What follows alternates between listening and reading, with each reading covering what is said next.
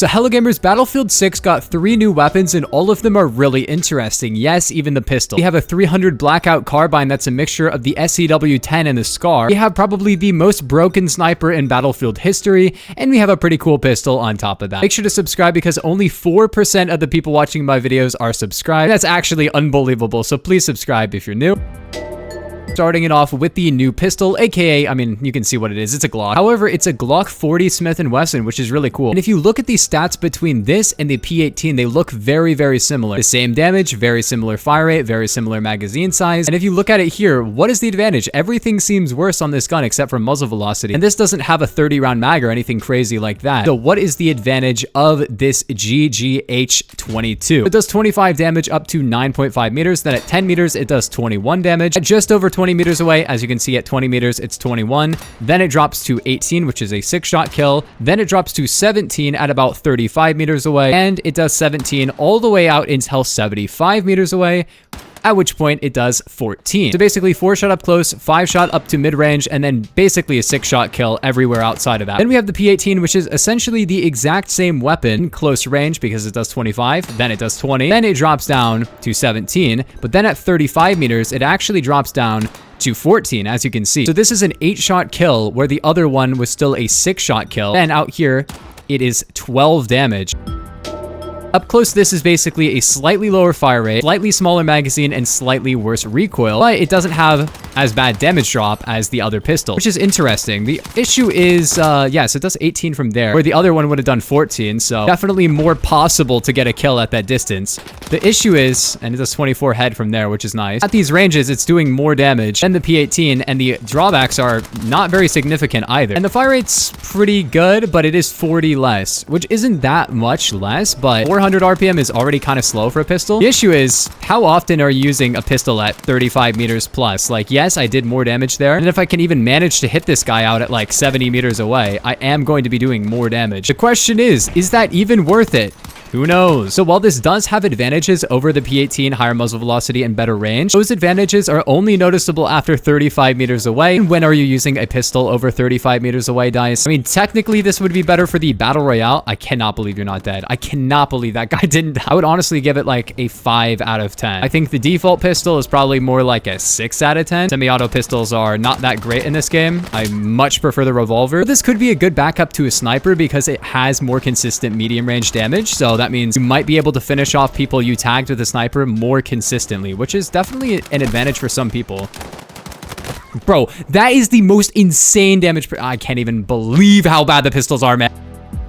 But next up, we have the brand new carbine, the SOR-300SC, which has some really interesting stats to it. This is chambered in 300 Blackout, which is a very low muzzle velocity cartridge, and you'll definitely notice that because this has 450 muzzle velocity versus, I mean, look at pretty much everything else. And the fire rate is only 600 as well, but other than that, the damage model is really interesting. This gun has pretty good handling, as you can see. You know, it handles pretty good.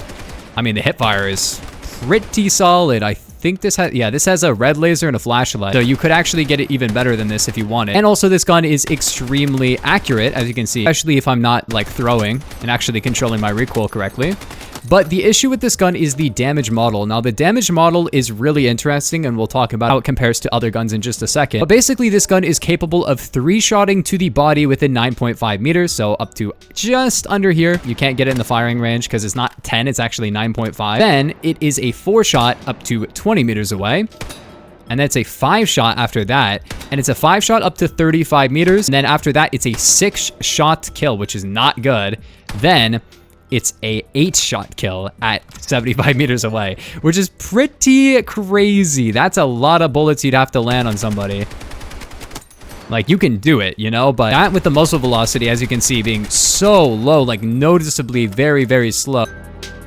So this gun is in a pretty weird spot because the point blank time to kill is pretty good if you land all your bullets, and the spread is also really good. But the damage range on it is a little interesting because it actually compares to a few other weapons in the game that kind of do it better in a few ways. I thought this weapon would end up with a similar damage model to something like the M417 or the NVO-228E, which are both 3-shot kills up close at 650 RPM. But this actually has a significantly worse damage model than those weapons. So those are actually able to 5 5-shot kill all the way up to 75 meters away. This is only able to 5-shot to about half that distance, which is crazy. And it fires slower. It does have better accuracy, but the higher damage on those might actually be kind of better, because that with the higher fire rate means if you can control the recoil, you're going to fire faster and take less bullets to kill, which might end up being a lot better for you if you're pretty decent at the game. But what's interesting is that this weapon actually shares a damage model with a couple of really nice guns. The first one being the SG-553R, but that one has 720 RPM and this has 600, so that's a pretty big difference, but they have the same damage model. And this one can definitely beam better outside of, you know, 40, 50 meters away, but then the damage model isn't amazing. So it's trying to be a jack of all trades. But the other thing that's really interesting to really put it in perspective is that this has the exact same damage model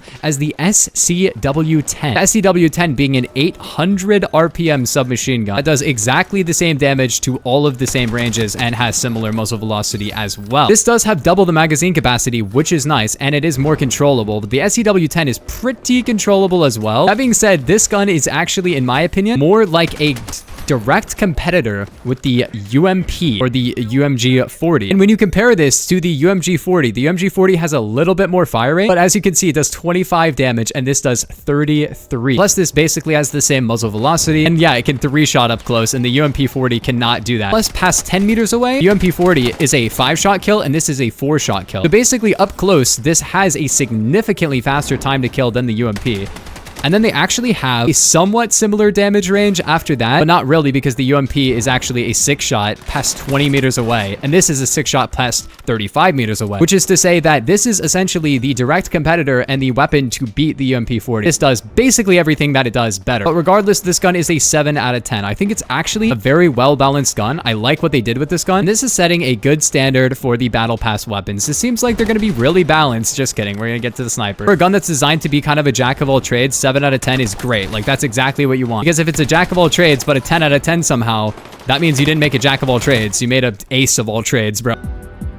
But now we have to get into, of course, the Mini Scout, which, you know, a lot of people have been talking about this weapon's hipfire, and it actually has a similar hipfire to the SV98 and the M2010, not the PSR. The PSR has horrible hipfire, but on all the snipers, you can make the hipfire really good. But the interesting thing with this one is that this one is able to 1-shot to the upper chest at 100 to 150 meters. This one is 54 to 90 meters. This one is 75 to 120. This one is not able to 1-shot to the body at any distance, which is very good considering the other problems with this weapon, because as you can see, 38, 43, 38, and 51 RPM, and you can bolt while aiming. This weapon has a very nice rate of fire, as you can tell. I don't think it has any range where it can't be a 2-shot kill. It can almost be a 3-shot kill because it does 51 at certain ranges, but I don't think it's possible for this weapon to 3-shot to the body, and then it's always a 1-shot kill to the head. With this weapon, they were definitely going for a higher skill, you know, high risk, high reward sniper, which is a good thing, right? But to be real with you, there are quite a few issues with the way they went about this. Killing with the body shot in Battlefield 6 is based on the sweet spot mechanic, which is just one of the most RNG mechanics ever. If you happen to hit a certain part of the body at a certain distance, you can 1-shot to the body, which is really silly. You know, because you kind of want to go for headshots with the sniper anyway. So unless you're playing a very specific range and people end up just running within a certain range and you hit them in the upper torso, you are going to need to hit 2 body shots or a headshot to get a kill with the sniper rifle, which is actually the same as this weapon because it can't be a 3-shot to the body, which I was like, maybe it'll be a 3-shot body after a certain distance, but that's not really the case. It's a 2-shot, which is, you know, the same as the other sniper. And you might say, okay, well, you know, it's going to be hard to snipe at range because it'll have lower muzzle velocity than the other snipers. It's a fast sniper, and the fast sniper is going to have the lowest muzzle velocity. I wish... No way. Bro, what are you doing? I had to observe the creature, bro. That was a creature. The funny thing is that this is the highest muzzle velocity sniper rifle in the entire game. And I'm pretty sure you can make it the highest muzzle velocity gun at all, like in the entire game, any weapon category, any setup.